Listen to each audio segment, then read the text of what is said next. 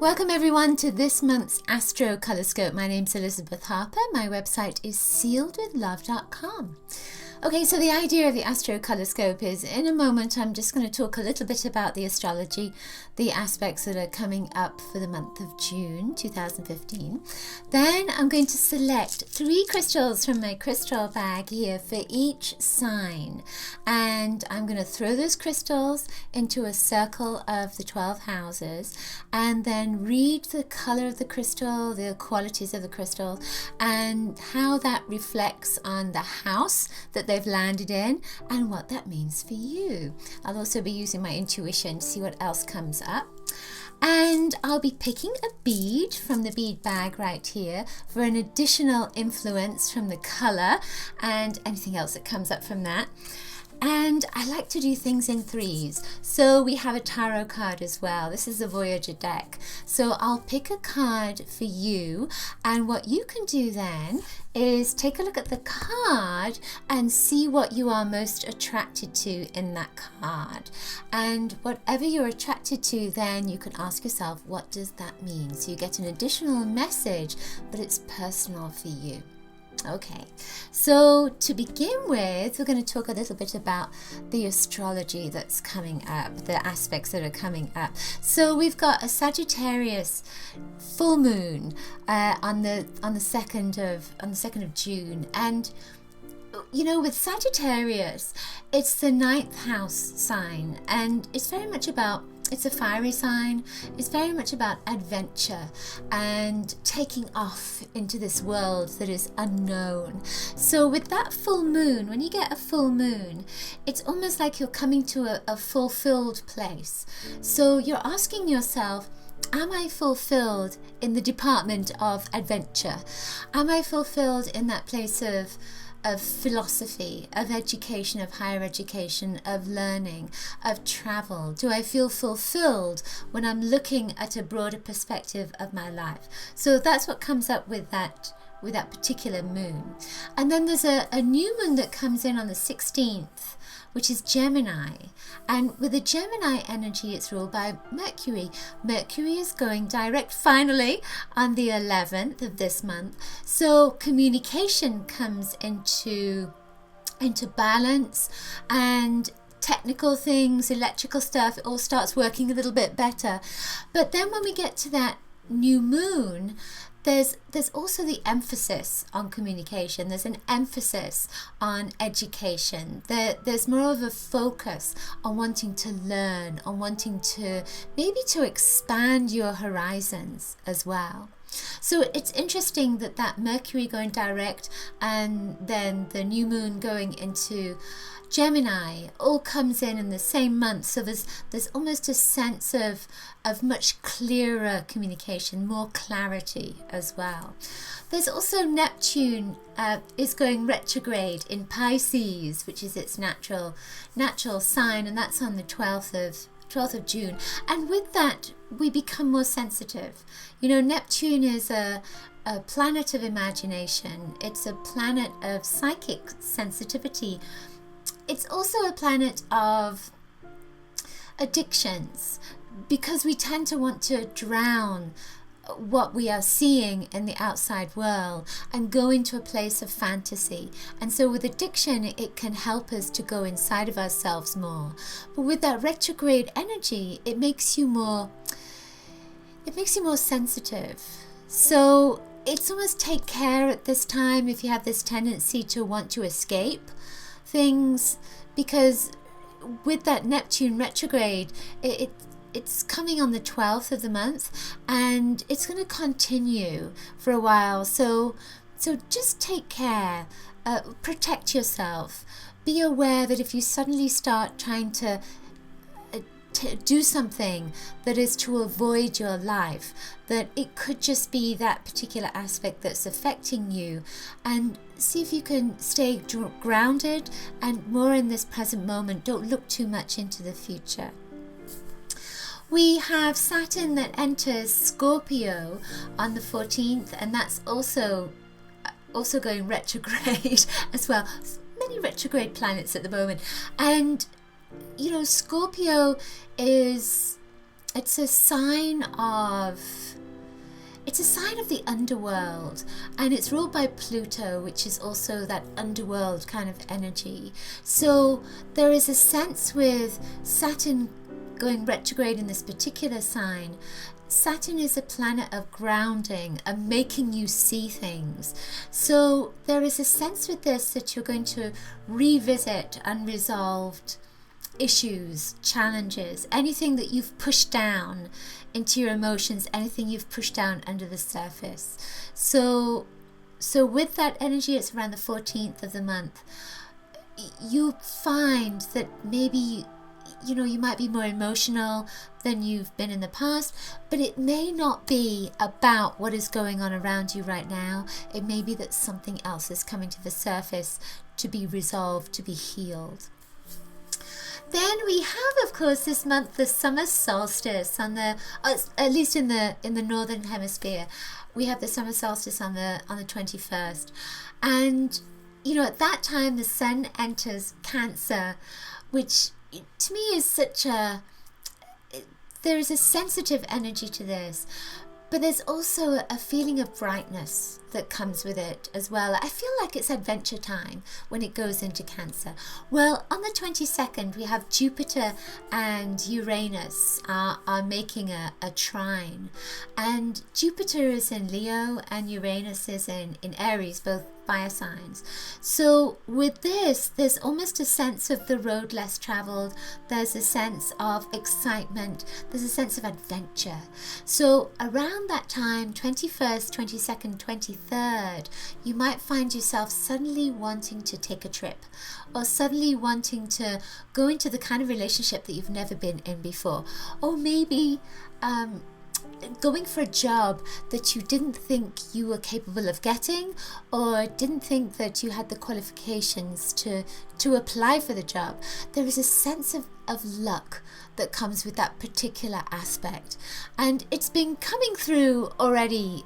Earlier in the year we had the same aspect. Now we're getting another chance at it, so that can come up as well. It may be that you're getting a second chance at something, maybe a relationship or a job or something else that means that your whole world opens up as a consequence. All right then, just as my cat came in to say hello. So now let's move on and see what's coming up for your sign.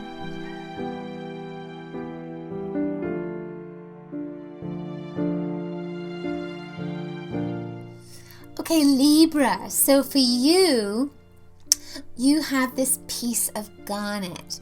So with the garnet, it has this lovely little specks of red in it, and it looks very deep and heavy. It went into your 4th house.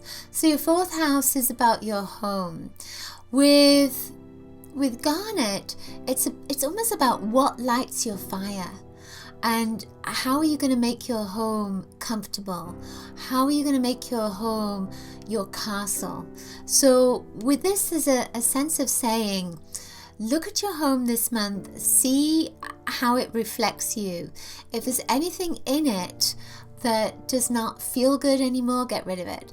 If there's anything in it that needs to change, like redecorating, etc., go ahead with that. And I feel almost as if you're going to be downsizing a little, but at the same time, there's a feeling of putting treasures around you. So you may be looking for things like crystals or anything that really reflects who you are, and putting it in sacred spaces around you throughout your home. I feel as well with this that there may have been some problems in relationships, in a particular relationship, a parent or a child or a husband, wife, etc. And I feel like there's a little bit of heaviness that's around that relationship. But there's a sense of needing to see where the blessings are in the relationship so you can change your perspective on it. So then the next stone that came up is this piece of quartz. It's clear quartz crystal, and it's a heart. And this went into your 7th house. Again, we're on relationships. So this is saying that you you might get a little bit upset around a relationship, or maybe around not having a relationship. But whatever it is, there's a relationship energy that's there, and there's emotions that are coming up to the surface to be cleansed. I feel as if you are not letting go of friends. There's almost a sense of either going away for a little while so you're not connecting with them, or some friends are moving away, so then there's a feeling of hurt and pain that goes with that because you're not going to see them as often. I also feel with this that you are releasing something from the past, and again it's around relationships, so there's letting go of old energies and old patterns as well. Okay, that's that. So then the final stone that came up is this Preonite, and this went into your 11th house. So your 11th house it's about community. So it's almost like a social gathering of like-minded souls that come together and they work creatively together. What's interesting with this is that with the Preonite, it links with divas and with magic and with the elements and with the natural world. So there's a sense in this of you maybe spending more time in nature, maybe getting out more into the garden, maybe connecting more with people who are more naturally minded. Let's say they could be vegetarian or vegans, or they could be environmentalists, that kind of thing. So there's more of a sense of connecting to something that is more group conscious, let's say. So then with this particular stone, it's green, and here we have a red stone.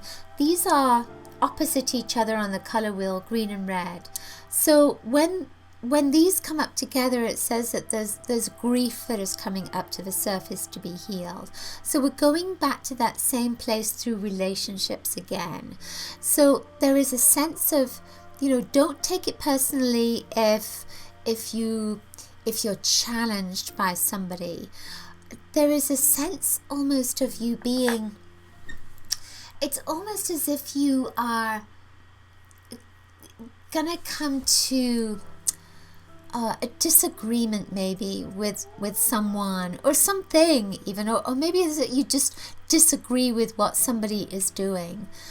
And I see within this, you've got turquoise as your bead. That's about communication.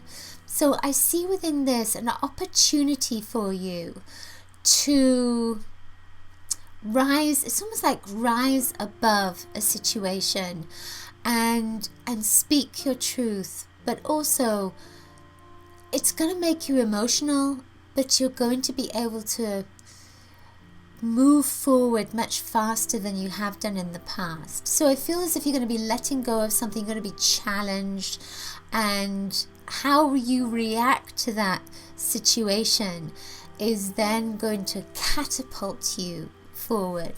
I feel as if you're going to be very emotional, and I feel as if you're going to feel a little bit like a victim. But if you can let go of that and see the blessing in it, in the situation, then you're really going to learn something that's valuable to you. The card that came up for you is the Ace of Cups, and I think it says ecstasy on there. Let's see, what does it say? Yeah, it says ecstasy. So take a look at that card, see what you are most attracted to at this moment, and then ask yourself, what does that mean? What does that mean? So when I look at this, I see the blue butterfly that's there, and butterflies are about transformation. Blue is about, it's like divine will, it's your destiny. So I feel that with this particular blue, as well, we're all blue, aren't we here? So I feel with that blue energy that you are learning this month how to communicate your truth, how to find the words to express yourself, and how to move from where you are now to where you want to go, who you want to be. I'm just trying to get a sense of if there is anything else that wants to come up. This feels like it's heavy, but it feels as well like it's light at the same time. So you're going to go through some heavy stuff. It's almost like going through mud, but there's going to be a rainstorm. So it's like with that rainstorm, you're going to cleanse, and then the next day, everything is cleaner and brighter and you have more clarity. So even though somehow some part of this month it's going to look a little bit heavy, there is going to be some sunshine after the rain for you. Okay, that's it for this month's Astrocolorscope. Hope you enjoyed it. Do please share it with your friends. Like and subscribe to my channel. And if the message has resonated, please leave me a comment below. Remember that you can subscribe to my love letter and grab your free color kit at bit.ly/color kit. And also remember that I offer different guidance sessions from my website sealedwithlove.com, and I make crystal jewelry, and I also have crystals available in my store, store.sealedwithlove.com. I will see you next week with the Crystal Colorscope. Lots of coloricious blessings to you. Bye.